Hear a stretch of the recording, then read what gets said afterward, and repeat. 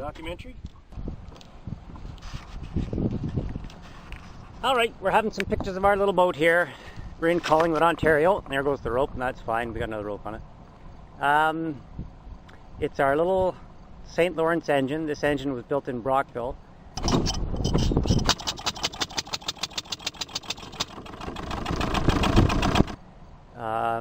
It was given to us by Leonard Kirby, Chick Kirby. Most Collingwood people will know him by. We've got a couple of pictures over here we'll have a look at.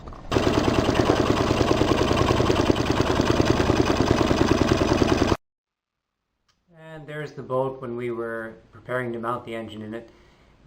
Seats are all stripped out of it. There's a 4x4 frame on the ground beside it, and the engine is up on sawhorses there. We're trying to figure out just what angle it'll have to be mounted at. That's Chick Kirby's workshop in the background, and he restored a number of engines in there, both marine engines and stationary engines. This particular engine would probably date from 1935 to 1945, somewhere in that period. I believe the company went out of business in 1946 or 49, not quite clear on that. And there's the boat when it was pretty much finished. That would be late October, possibly early November 2002. Looks all shiny and new there. As you can see, the boat's had years of fun and excitement, and it's looking a bit tattered, and we might have to let it go. We don't know that we can keep it, so we just want something to remember it by. So here's a picture of Mr. Kirby. Here's the gentleman who made it all possible. People in Collingwood will know him very well. He was a gentleman. And he was a gentleman.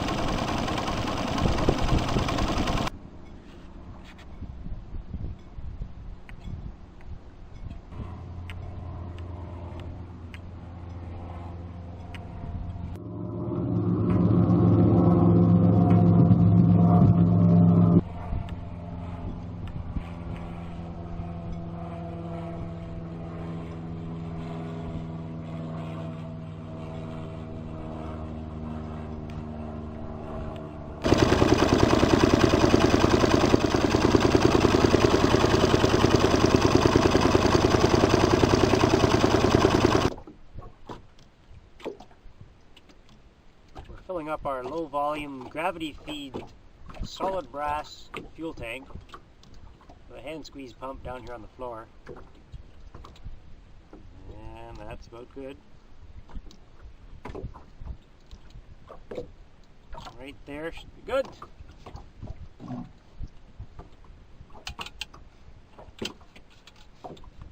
And we'll run through this whole thing again in case we don't like the other tape. This is our little boat. The engine was given to us by Chick Kirby, Leonard Chick Kirby of Collingwood, passed away in 2007. It was the first engine he bought when he started collecting engines, I believe in the 70s, I think. And he had it 30 years, never ran it. It sat on a wooden display. In fact, those wooden engine mounts that it's on now are the remnants of that original display mount. These are his paint colors. It's a St. Lawrence engine made in Brockville, Ontario. Normally the head is silver, chrome, block is black, and I believe the flywheels are usually black. I don't recall at the moment. But at any rate, this is the smaller of the two engines that they built.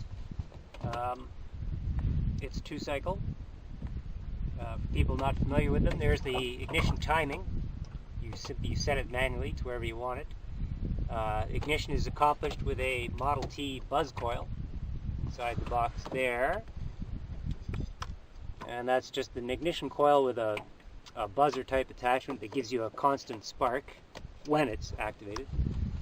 We'll creep up here and we'll get it started. It's in a terrible dirty mess. Normally everything would be polished up and clean, but it's a bit of a work boat, so it's done a lot of sort of service work without having much time for beauty rest. won't tell you what we do with it. That valve lets pressure off, so it's easier to turn over. This is the priming cup. So you put a little quantity of gas in there. The engine is actually on too steep an angle, so we give it, you can't fill the cup up all the way, so we'll give it 2 little half things. So that primes it. We set the gas a little bit rich to start. You open the throttle. We put it just past top dead center so it doesn't kick back. And the camera person is kind of in the way. It doesn't hurt to look around, see if we're going to hit anybody when it does finally start. We'll be all right.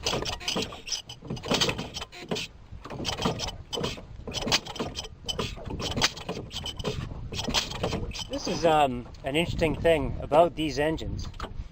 As long as nobody's watching, they will start first turn. Clearly, not only is there someone watching, there's somebody with a camera. So we'll try that again. Gas in.